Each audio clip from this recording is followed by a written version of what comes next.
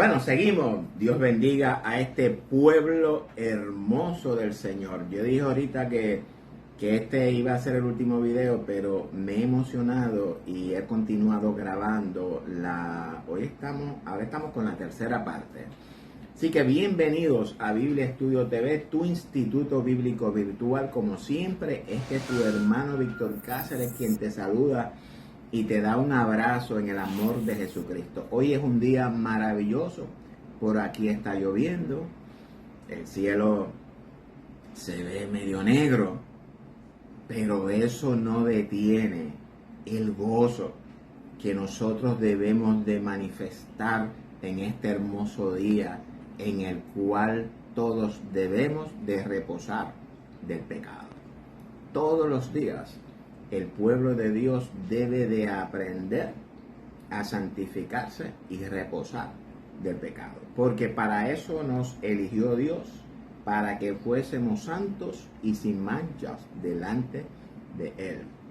Así que bienvenidos a nuestro despertar bíblico de hoy. Un abrazo para toda esta audiencia de Puerto Rico, República Dominicana, Hispanoamérica, todo el mundo, en particular a nuestros hermanos de Venezuela, porque, óyeme, hay muchos creyentes, muchos cristianos en Venezuela, en Colombia también, bueno, de todas esas partes que, ¿verdad?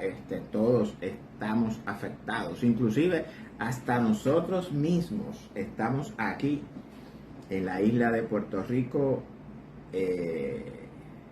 muchos, ¿verdad? De nosotros, de los que por alguna razón u otra, pues, no han logrado actualizar su estatus migratorio aquí en Puerto Rico, al igual que por allá todos en Estados Unidos, pues aquí todos también están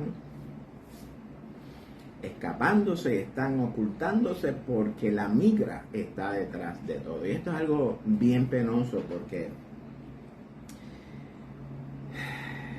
yo reconozco que todo país tiene su ley de migración y debe de, ¿verdad? Los que van a entrar a esos países pues deben de cumplir con las reglas, con la ley y todas esas cosas.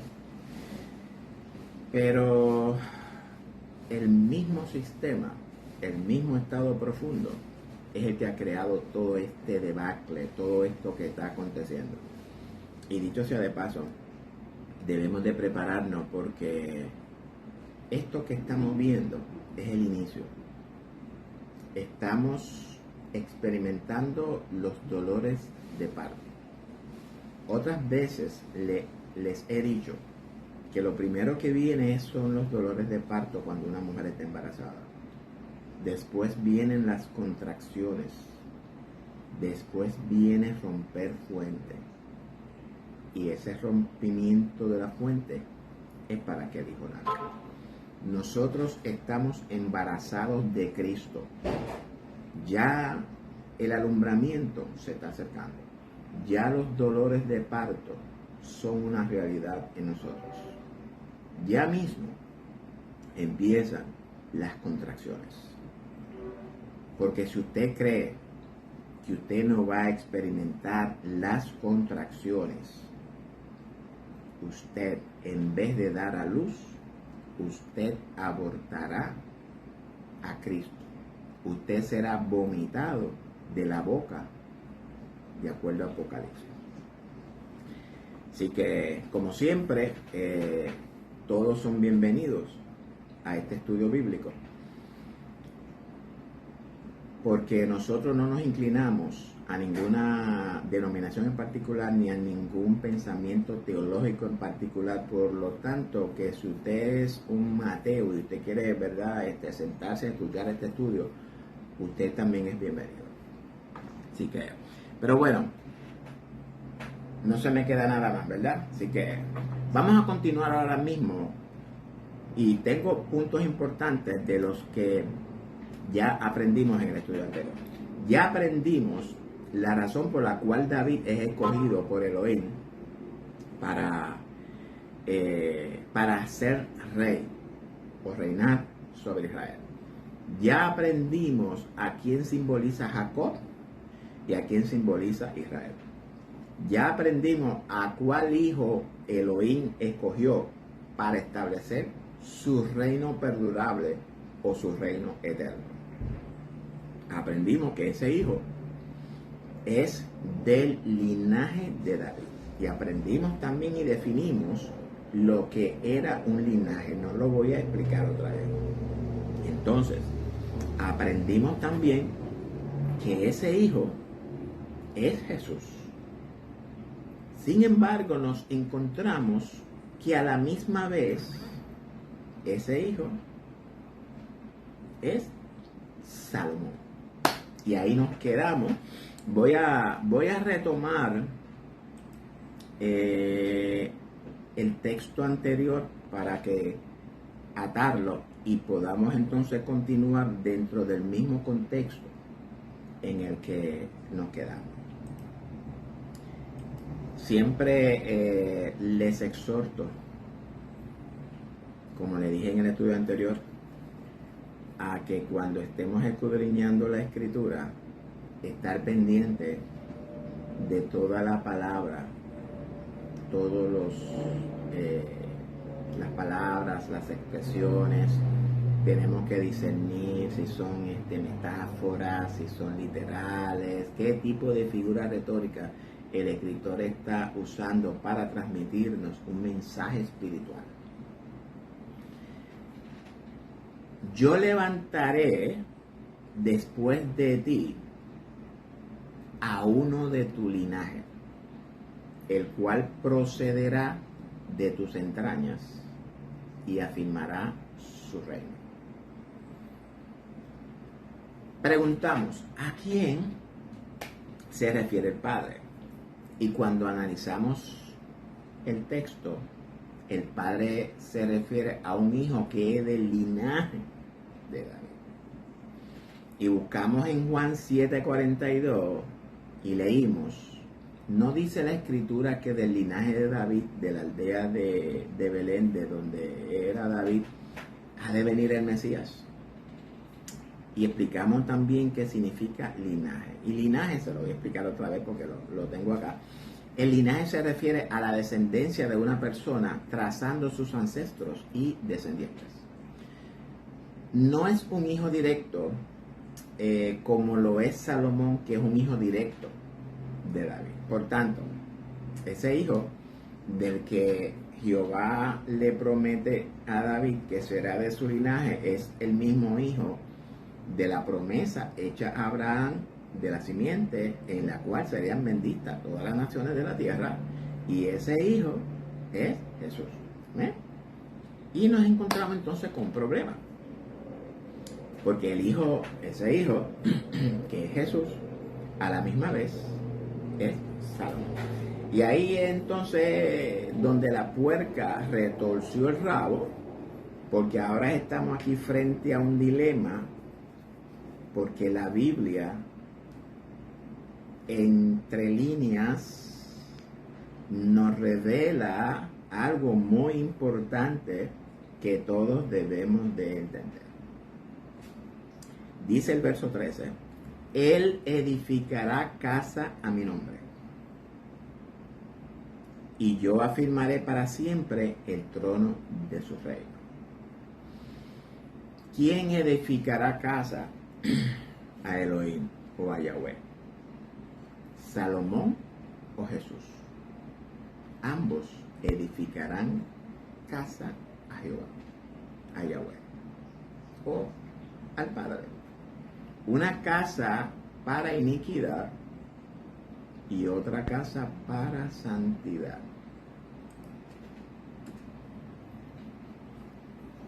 Una casa para iniquidad y una casa para santidad.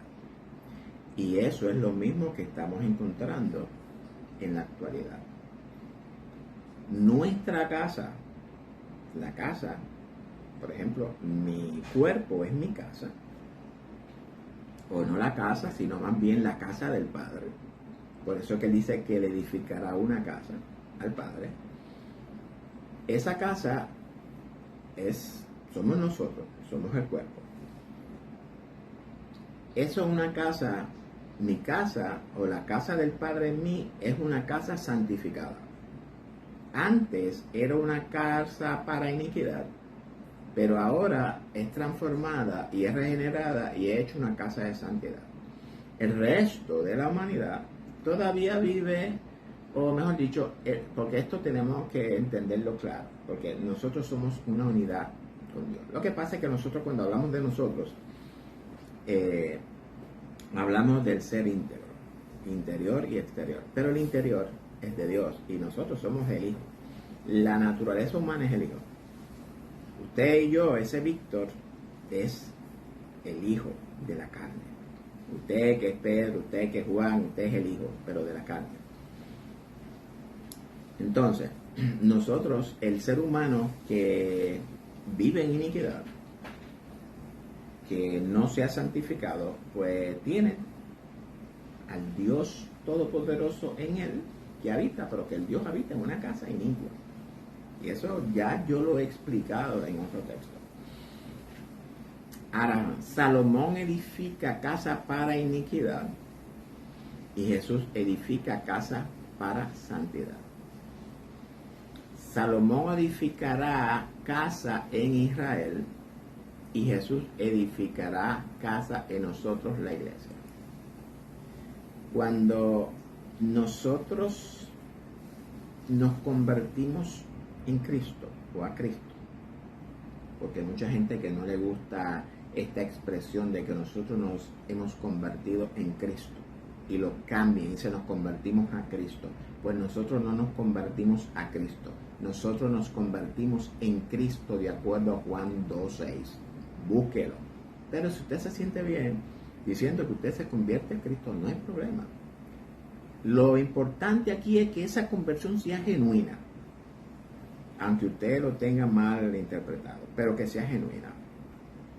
¿Okay? Vinimos a ser templo del Espíritu Santo.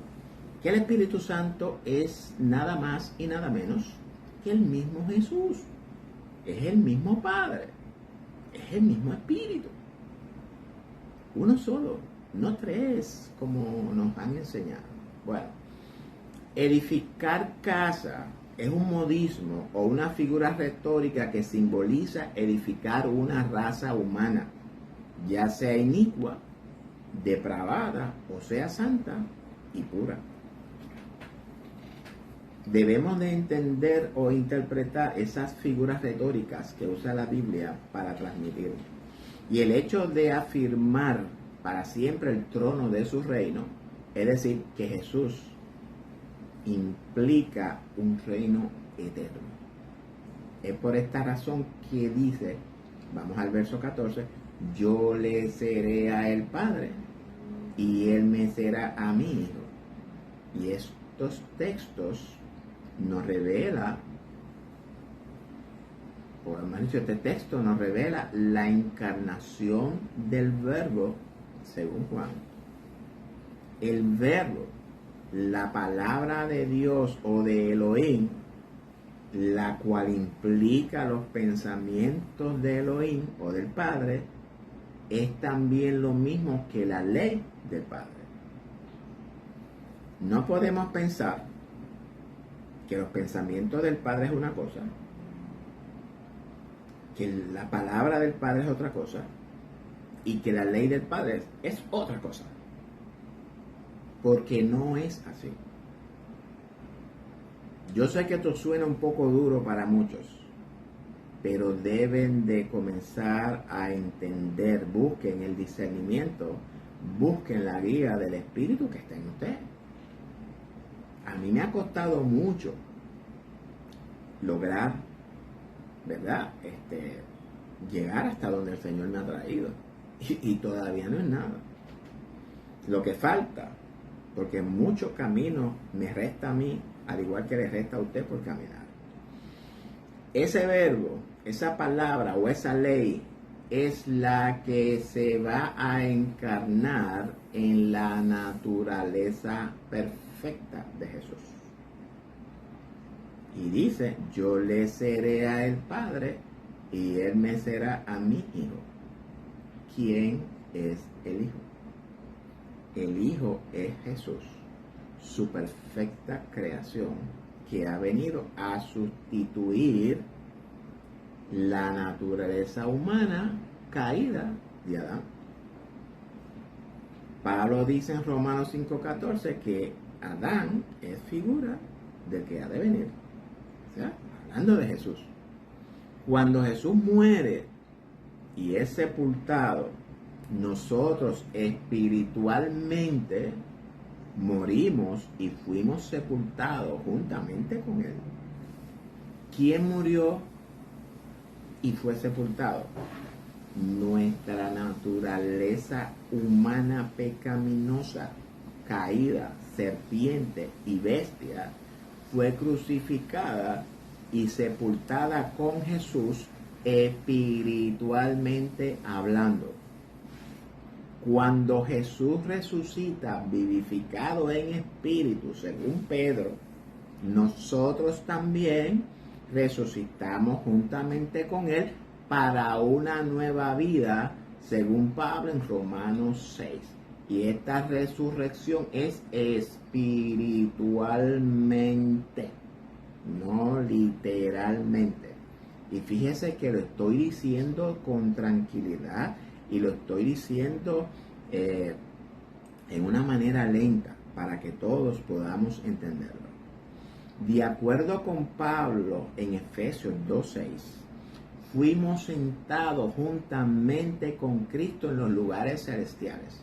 Es decir, que el sentarnos juntamente con Cristo significa que nuestra naturaleza pecaminosa fue sustituida por la naturaleza perfecta de Jesús, espiritualmente hablando también.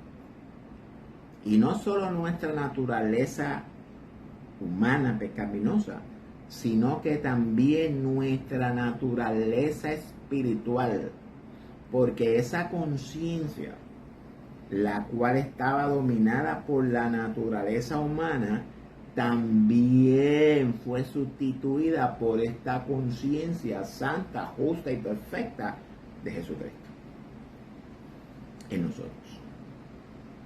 Ahora tenemos la mente de Cristo. Espero que me estén entendiendo. De acuerdo con esto que Pablo revela en Efesios 2:6, nosotros entonces hemos venido a ser el Hijo, porque somos el cuerpo, templo del Espíritu Santo. Yo espero que estén entendiendo esto. Ahora, esa es nuestra identidad.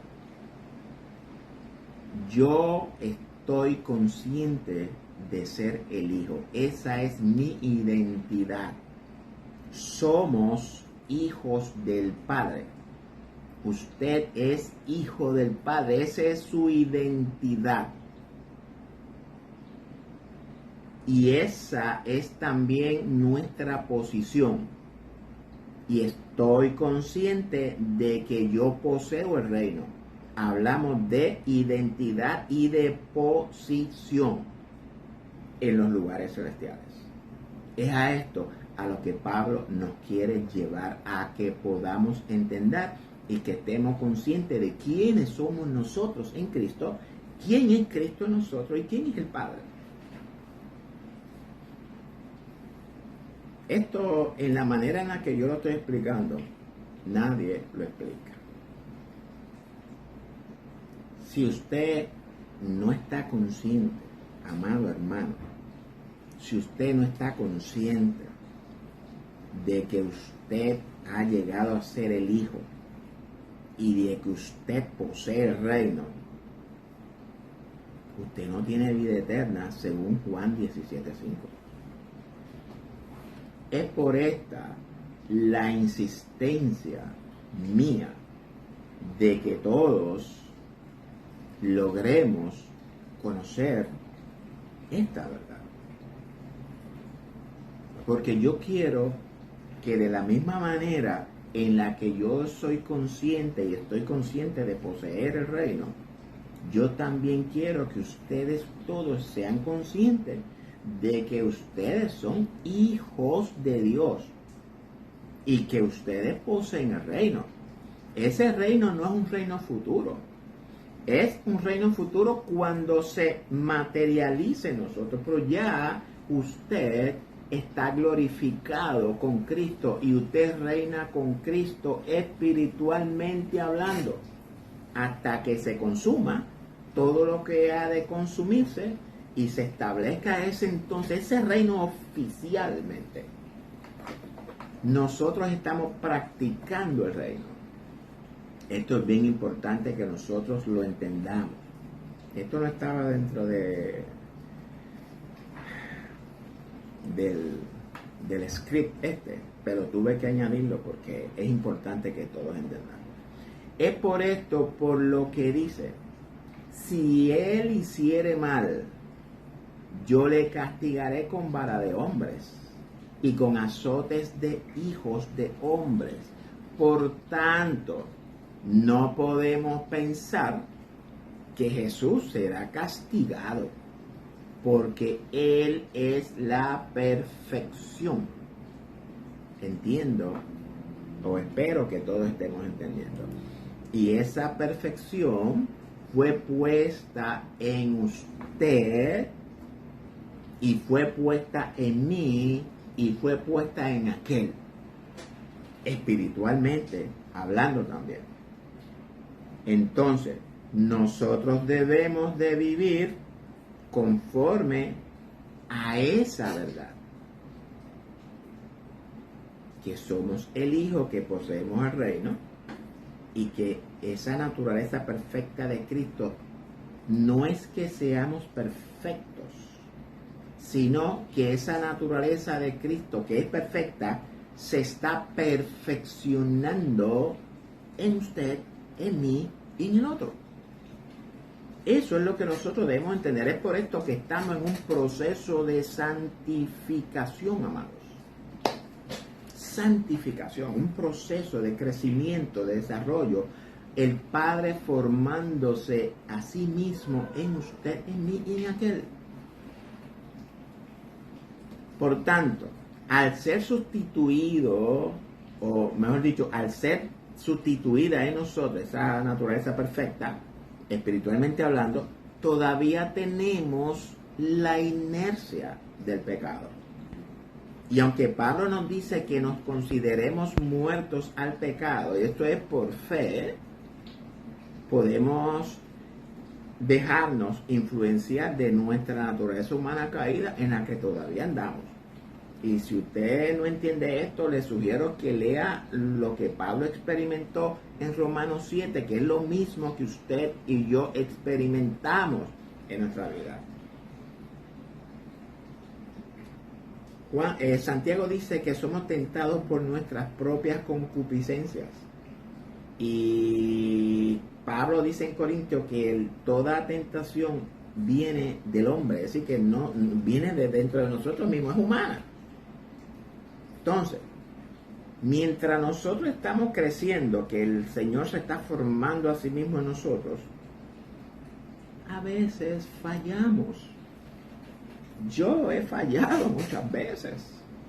¿Por qué? Porque no somos perfectos todavía, estamos caminando a esa perfección. Pero en el camino tropezamos, nos dejamos conquistar, cautivar de la concupiscencia, caemos, cometemos errores, todo eso. Pero Dios entiende eso, ¿entiende? Pero cada vez que usted comete un error, usted tiene que asumir la consecuencia, porque Dios no tiene nada que ver con eso. Y si hacemos lo malo, obviamente seremos castigados con varas de hombres y con azote de hijos de hombres. Ahora la pregunta es, ¿qué significa este castigo? Este castigo es la consecuencia de nuestras desobediencias, las cuales nos producirán espinos y cardos. Yo espero que estemos entendiendo. Busquen a Génesis 3. La consecuencia de la desobediencia le produjo a Adán y a Eva espinos y cardos. Entiéndase, dificultades, sufrimiento, adversidad, aflicción, desolación, juicio, falta de bendición, dolor, enfermedad, injusticia, tribulación, persecución, y etcétera, etcétera, etcétera. Dice el verso 15, perdón, pero mi misericordia no se apartará de él como la aparté de Saúl, al cual quité de delante de ti. Es decir, que a pesar de nuestras desobediencias, amados, Dios tiene misericordia de nosotros, porque Él entiende que Él habita en una naturaleza humana caída, pero nos dice que no nos apartará como apartó a Saúl de delante de David. Nos va a castigar, porque no nos dejará sin castigo, porque el hecho de que nosotros seamos escogidos por Dios para ser santos y sin mancha delante de Él, no significa que si nosotros cometemos errores, pecamos, nos equivocamos, whatever, y si usted no se arrepiente de eso a tiempo, en el día del juicio, si usted no se ha arrepentido de eso, usted va a recibir un castigo por eso. Lea Pablo el tribunal de Cristo. El Padre no nos quitará de delante de Él como hizo con Saúl. A Saúl lo despojó del reino. Pero sin embargo, de acuerdo a lo que la Escritura misma nos está revelando, dice que el Señor tendrá misericordia de nosotros. Nos va a castigar, sí, nos va a castigar. Porque a nosotros nos venden una historia de que la iglesia, como es salva, no va a recibir castigo. Pero la Biblia sí dice que nos va a castigar. Busque a los profetas. Claro, vamos a ser castigados, pero no vamos a perder. Vamos a tener pérdidas, sí. ¿Por qué? Porque si usted no es hallado digno y usted no es hallado facultado para usted juzgar a las 12 tribus de Israel, usted entra en el grupo de los levitas, en el reino, pero no en Sion. Eso tenemos que entenderlo, porque tenemos que mirar cómo está compuesto el sacerdocio levita y cómo David estableció su sistema de gobierno. Es lo mismo.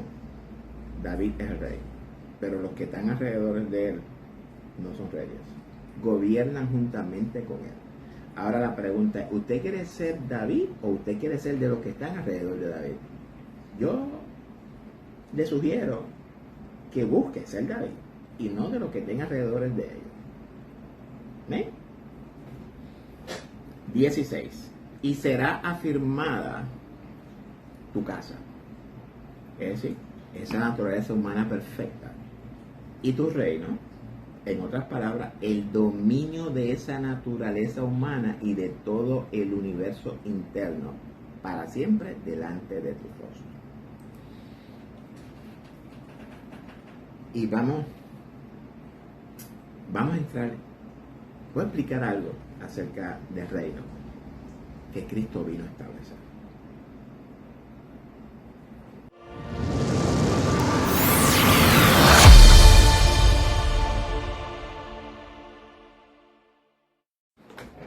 Este reino que Cristo vino a establecer, porque, perdón, hay una mala interpretación acerca de este reino. Usted y yo somos rey y somos señores, o somos reyes y somos señores de nuestro propio universo interno. Este universo, en su cabeza hay un universo, en la mía hay un universo. Y dicho sea de paso, este universo es el reflejo de nuestro universo interno. Eso tenemos que aprenderlo. Todas estas cosas que usted ve, que tiene a su alrededor, todos estos libros que usted ven ahí, toda esta computadora, todo eso es construido por el ser humano. ¿Y dónde fue construido? Primeramente fue aquí en su reino y después se trajo a la realidad. Es por esto que estamos viendo todas estas cosas. Este universo es reflejo de los pensamientos de Adán en su principio, que por medio de él fue que se hizo todo esto, la Tierra, los planetas y todas esas cosas. Eso también tenemos que entenderlo. Usted es rey de su propio universo. Entonces, por eso es que dice que a nosotros no nos fue dado espíritu de cobardía, sino que nos fue dado espíritu de poder, de amor y de dominio propio. Dominio propio es cuando usted tiene control de sus pensamientos, de su vida, y usted camina en rectitud delante de Jehová. Eso es el reino que Dios vino a establecer. Y su trono, es decir, tu reino o el reino de cada uno de nosotros será estable eternamente. Y este reino lo que significa es que ahora mismo nuestro reino no es estable porque todavía estamos en una naturaleza humana. Pero en el momento en que nuestra naturaleza humana sea redimida y sea sustituida por esa nueva Jerusalén que menciona Pablo, ese cuerpo nuevo, que menciona Juan, y ese cuerpo nuevo, seamos revestidos de esa naturaleza perfecta, eterna, entonces nuestro reino será estable eternamente, porque ya el pecado no tendrá relación conmigo, ni con usted, ni con aquel. Pero mientras nosotros estemos aquí vivos, en este cuerpo humano, nuestro reino no es estable. ¿Por qué? Porque fallamos, cometemos errores, a veces dominamos, pero a veces la naturaleza humana nos domina y estamos a veces forzajeando y damos fruto del espíritu, a veces damos fruto de la carne, pero el Señor está trabajando con eso en usted y en mí. Pero tampoco es para que usted se duerma en eso. Usted siempre debe buscar que dé fruto del espíritu y que el de la carne no sea una realidad. Eso de la carne es una muy mala excepción. Una nota importante. Cuando Elohim habla, debemos de discernir lo que habla y con quién habla, porque Elohim habla con su naturaleza humana. Porque todos, usted y yo y aquel, somos la encarnación de Elohim. Entonces, en este pacto del Padre con David, encontramos ilustrado el pacto de Jesús hecho con la iglesia. Repito, si nosotros no escudriñamos las escrituras, nunca podremos entender el mensaje que el escritor nos quiere transmitir, cuál es el espíritu de la profecía, Jesús, el testimonio de Jesús en las escrituras. Yo sé que esto que digo para muchos como que no le armoniza, obviamente porque su mente, su conciencia ya está preprogramada para entender solamente lo que sus líderes le enseñan. Pero hasta que nosotros nos rompamos el huevo, rompamos el cascarón y salgamos de esa zona de confort, religiosamente hablando, no le garantizo nada más. Todo lo que sucede en el Antiguo Testamento es un presagio de lo que sucede o de lo que acontece en el Nuevo Testamento. Estamos hablando de una profecía cumplida en nosotros. Ahora bien, para no, ¿verdad?, invertir más tiempo en David, debemos de preguntarnos, si ya la misma Escritura nos ha revelado que ese hijo que el Padre le habla a David se refiere a Jesús, entonces, ¿quién es Salomón? ¿A quién simboliza Salomón en esta narración? ¿Qué papel juega? ¿Cuál es su rol? Y esto que voy a decir es necesario que lo entiendan. Voy a revelar algo que nadie nunca ha podido discernir en la Escritura, principalmente en el tema en el que estamos, en el tema de Salomón. Y de verdad, yo no sé si se ha estado escuchando bien, porque ahora es que me doy cuenta que no le puse el micrófono.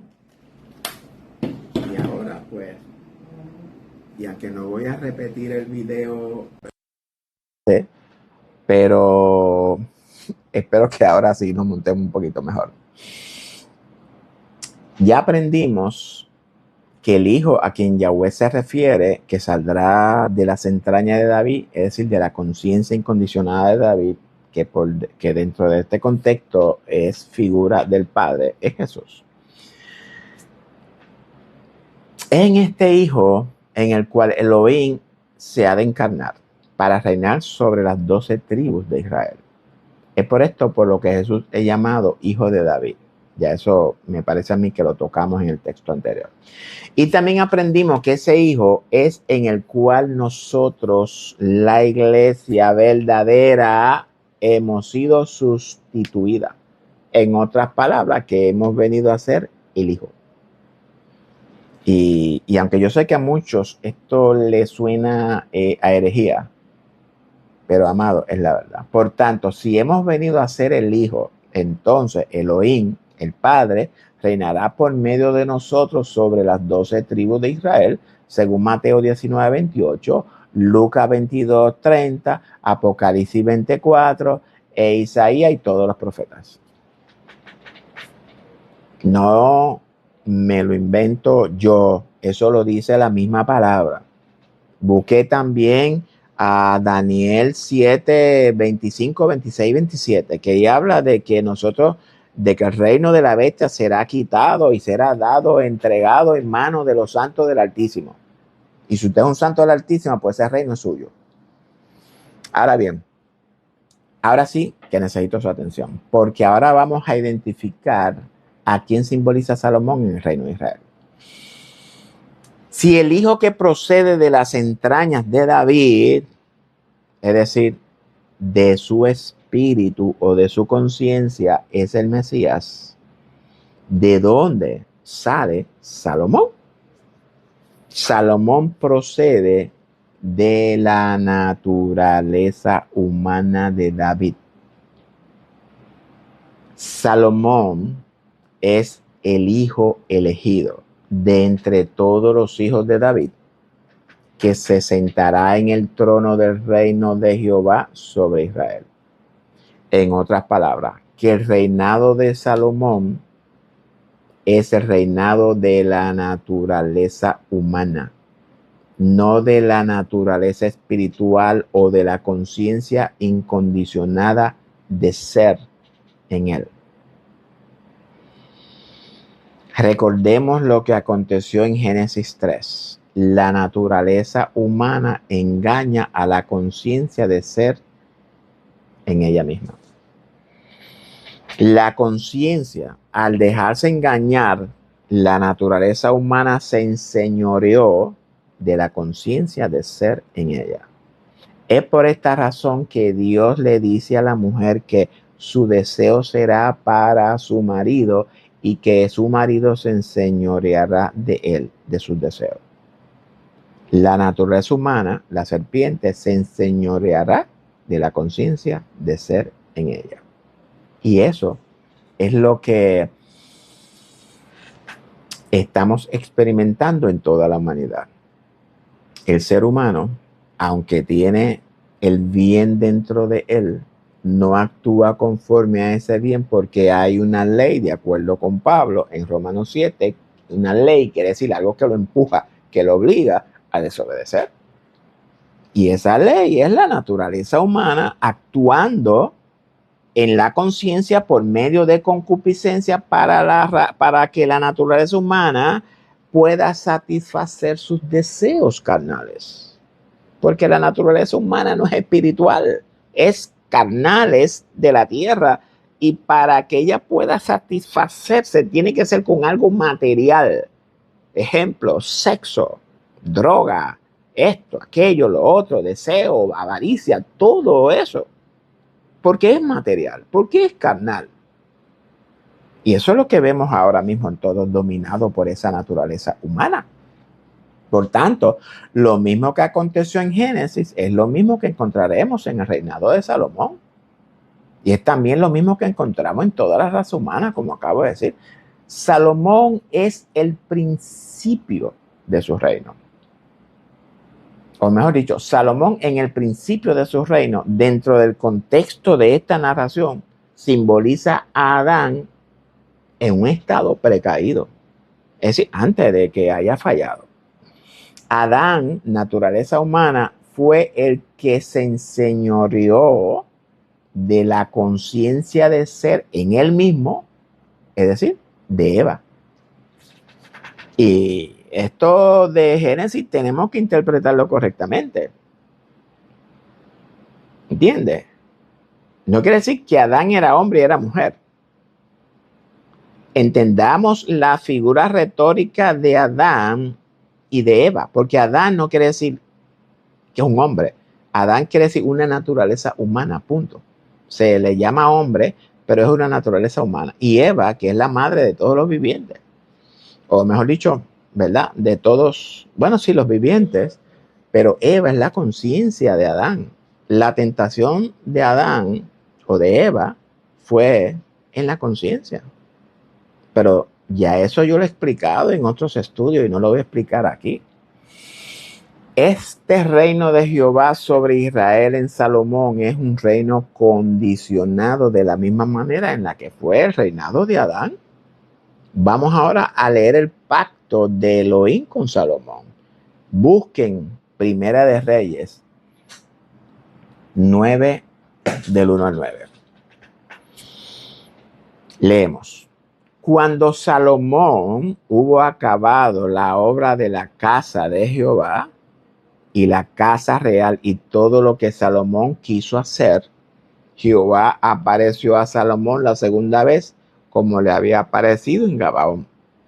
En Gabaón fue cuando él se le apareció y le pidió un corazón entendido.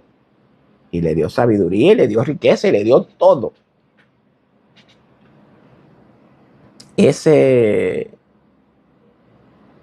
actuar de Dios en él hay que entenderlo.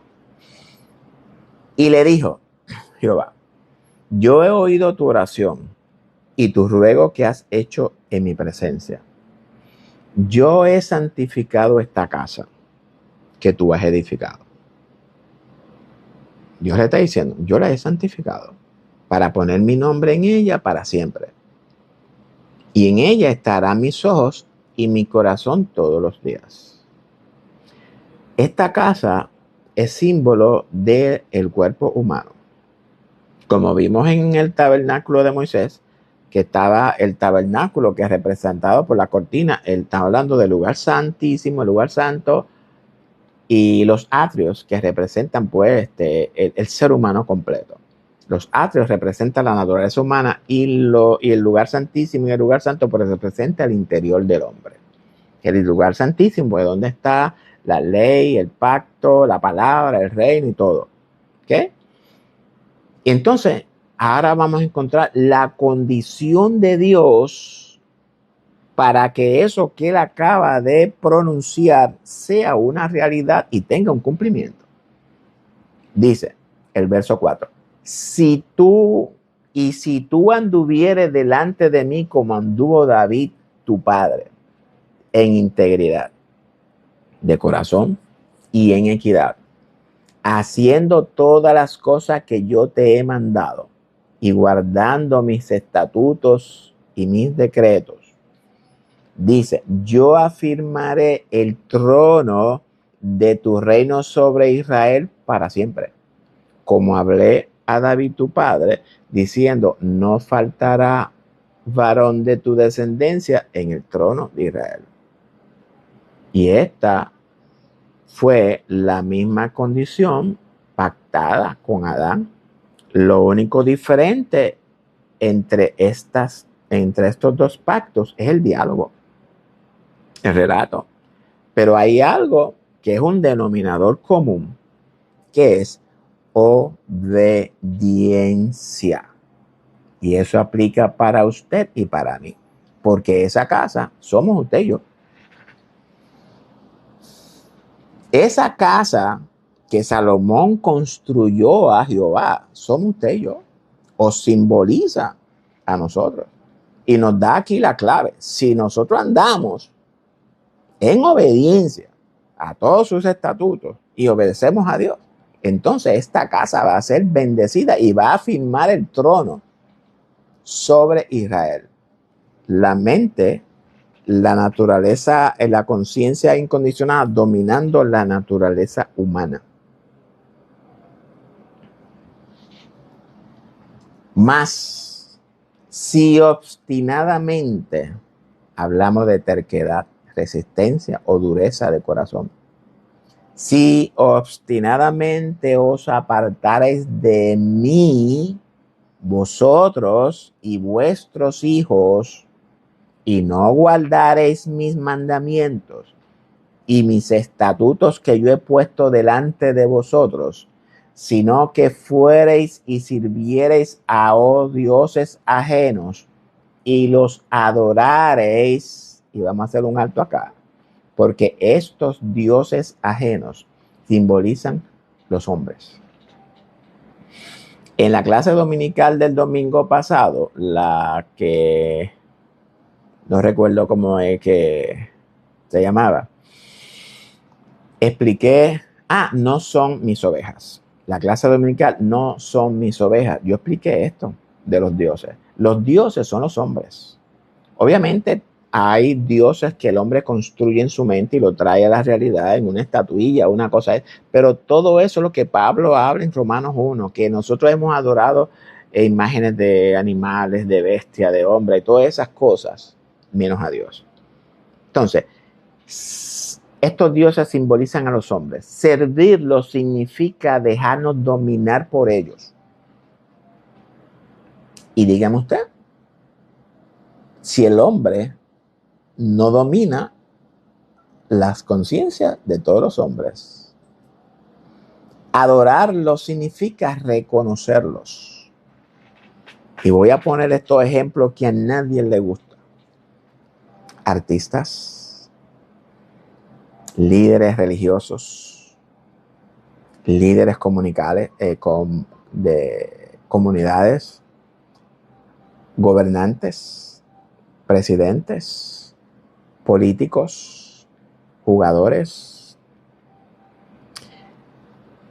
Dios no nos ha llamado a formar parte ni a tomar parte en ninguna de estas actividades. Y yo sé que a muchos no les gusta porque nosotros hemos sido tan condescendientes que hemos adorado a los líderes. En la iglesia se adoran también a los gobernantes. Cuando digo de adorar, lo que quiere decir que los reconocen. A los jugadores de fútbol, de soccer, a los políticos, los partidos políticos. Usted sabe que yo he visto gente matándose porque alguien ha dicho algo en contra de su gallito, de su líder político. Cuando usted va a los conciertos, sean cristianos o no sean cristianos, ¿qué usted mira allí? Un jolgorio adorando a ese artista. Porque no son adoradores, son artistas. Los líderes religiosos, usted lo adora. Lo que él diga, eso es, porque él es el líder. Eso es reconocerlo, eso es adorarlo. Lo mismo que los gobernantes con su palabrería y con su lengua, con su lenguaje. Nosotros lo reconocemos, lo aplaudimos. Todo eso es dioses ajenos. También tenemos el dios del dinero, el trabajo, la cuenta bancaria, el carro, la esposa, el hijo, todo. Entonces usted me dice a mí, entonces yo no puedo tener nada de eso. No quiero decir que usted no pueda tener nada de eso. Pero eso no es lo importante. Usted no tiene que estar detrás de ningún artista. Usted no tiene que seguir a ningún boxeador, como mucha gente. No, yo estoy boxeo. Yo me gusta el baloncesto, los equipos de baloncesto. Y tú ves que están ahí. ¿Cuál es la idea? Eso fue unos inventos romanos cuando llevan en un coliseo a dos personas que se estén matando allí. La diferencia es que aquí nos están matando, aquí se están compitiendo y usted es partícipe de eso. A Dios nos llamó entonces a que echamos a pelear a dos tipos ahí dándose puños, a dos equipos matándose por ganar. Todo eso son estrategias de nuestra naturaleza humana para entretener a la iglesia y al mundo también. Pan y circo. Eso es así. Pan y circo. Si usted quiere entender esto de los dioses ajenos, como lo establece la Biblia, usted lo entienda. Y si usted quiere seguir adorando a sus políticos, yo conozco uno que dice, no, yo soy popular en la iglesia. Y cualquiera que venga aquí PNP, yo soy popular, porque él defiende, se va y grita y apoya a los populares. Y no tengo nada en contra de populares, ni de PNP, ni de nada, ninguno, porque yo de todas maneras yo no participo de eso. A mí no me da lo mismo un popular, un PNP o un qué sé yo, cualquiera es. En su gobierno, el que sea. Ni sigo a Bukele, ni sigo a nadie.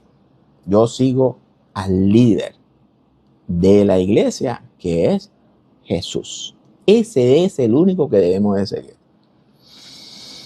Y cortaré a Israel sobre la faz de la tierra que les he entregado, y esta casa que he santificado a mi nombre, yo la echaré de delante de mí, e Israel será proverbio y refrán por todos los pueblos. Y todo esto habla de figuras retóricas, que echará a Israel sobre la faz de la tierra. Lo que quiere decir es que esa tierra que representa pues nuestra mente, la va a echar fuera, lo que quiere decir que la va a depravar. O no la va a depravar, sino que la va a dejar a lo que ellos quieran. Y echarla delante de mí, lo que quiere decir que la va a quitar. Yo no voy a dialogar contigo, yo no voy a negociar contigo por cuanto tú no me obedeces. Y está dentro de él mismo. Y esta casa, es decir, este cuerpo, que estaba en estima, es decir, que yo la había estimado y la había considerado como buena, cualquiera que pase por ella se asombrará y se burlará y dirá, ¿por qué ha hecho Jehová así con esta tierra y esta casa? A esta tierra y esta casa. Fíjate que aquí lo trae los dos, la casa y la tierra. La casa, el cuerpo, la tierra, la mente. Y dirán, por cuanto dejaron a Jehová su Dios, que había sacado a sus padres de tierra de Egipto, y echaron mano a dioses ajenos. Y los adoraron y los sirvieron. Por eso ha traído Jehová sobre ellos todo este mal. Entonces, cuando nosotros hablamos de todos estos dioses, tampoco es para que usted no entienda que lo que el texto nos está tratando de decir es que somos todos iguales. Dios no hace acepción de personas. Hay que hacer justicia con el necesitado. Las viudas y los huérfanos, ya yo le expliqué lo que significa. Significa el hombre pecador. Debemos de ayudarlo, debemos de ser justos con ellos también. Puse unos ejemplos en la clase pasada que yo me imagino que no le gustaron a muchos. Pero lo que Dios nos quiere llevar es a que a esos hombres no debemos de adorarlo porque ellos no son mejores ni más grandes que nosotros. Todos somos en un mismo nivel delante del Padre. Por tanto, nadie es mejor.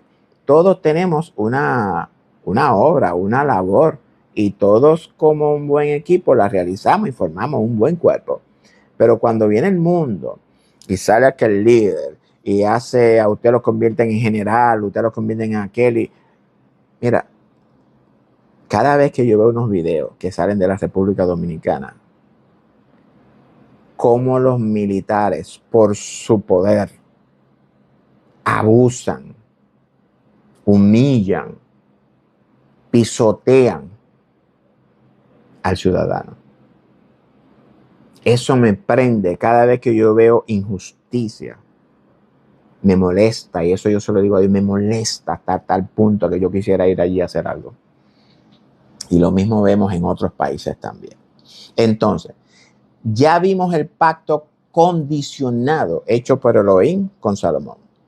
Si Salomón anduviere delante de Yahweh como anduvo David, su padre, en integridad de corazón y en equidad, haciendo todas las cosas que él le ha mandado y guardando sus estatutos y sus decretos, entonces dice Jehová que él afirmará el trono de su reino sobre Israel para siempre, como habló con David, su padre, diciendo, no te faltará varón de tu descendencia en el trono de Israel. Entonces, si Salomón cumple con todo esto, es que el Señor afirmará su reino sobre Israel para siempre. Porque para que pueda reinar sobre la naturaleza humana, Israel, la conciencia de ser en él, Salomón, que significa prosperidad, debe de estar consciente de que el Padre es en él y de que él posee el reino. Pregunto, ¿Salomón cumplió? ¿Esa naturaleza humana cumplió? ¿Ustedes lo saben? Vamos a contestar esa pregunta más adelante. No voy a leer la historia de Salomón porque cuando todos ya la conocemos. Sin embargo, voy a tocar ciertos puntos importantes que nos revelan el carácter de Salomón. Y aunque ya el tiempo me está corriendo, está hablando casi una hora, voy a detener el estudio. Luego de Salomón ejecutar todos los juicios que David su padre le dejó pendiente, busqué eso, rápidamente encontramos que Salomón se casa con la hija de Faraón. Salomón se casa con la hija de Faraón. De instante, de primera instancia, ya vemos a Salomón desobedecer con el propósito de satisfacer los deseos sexuales de su naturaleza pecaminosa. Y vamos a detenerlos acá. Y voy a ver entonces si hoy mismo grabo la tercera parte, la cuarta parte, ya que este video es el video número no recuerdo, lo puse por acá. Pero bueno, lo importante, amado, es que vayamos y entendamos lo que la palabra del Señor nos quiere transmitir por medio de toda esta historia.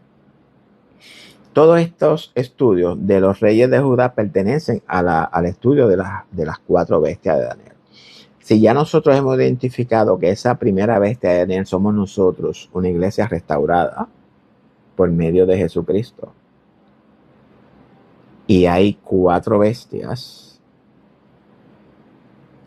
debemos de entender que de igual manera como la estatua de Nabucodonosor habla de reyes consecuentes o subsecuentes, ¿verdad?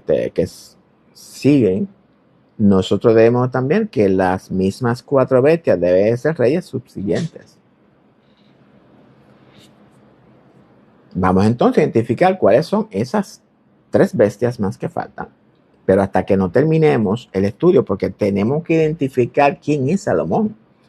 Porque Apocalipsis nos habla de una bestia o de un dragón que trae 7 cabezas. El ángel le dice a Juan que 5 de ellas han caído. Una es, la otra todavía no ha llegado, y que cuando llegue su tiempo va a ser corto.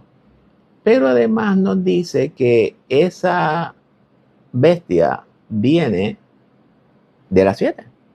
Entonces, si Daniel nos presenta 4 bestias, ¿cuántas bestias faltan para 7? Faltan 3 bestias. ¿Cuáles son esas 3 bestias que faltan para que podamos identificar las 7 bestias? Falta Saúl, David y Salomón. Vamos a dejarlo ahí. Continuamos. Gracias por sus likes. Gracias por compartir estos estudios como siempre. Gracias por llegar hasta aquí. Gracias por el apoyo. Gracias por seguirnos en las redes sociales. hemos estado aumentando las suscripciones. Yo les sugiero que si usted todavía no se ha suscrito a nuestro canal en YouTube, hágalo hoy. Suscríbase a nuestro canal, déle a la campanita, regálenos un me gusta. Y no es que yo quiero me gusta, lo que pasa es que cuando usted le da me gusta, pues YouTube dice esto es importante y comienzan a promoverlo. Lo mismo en la página de Facebook.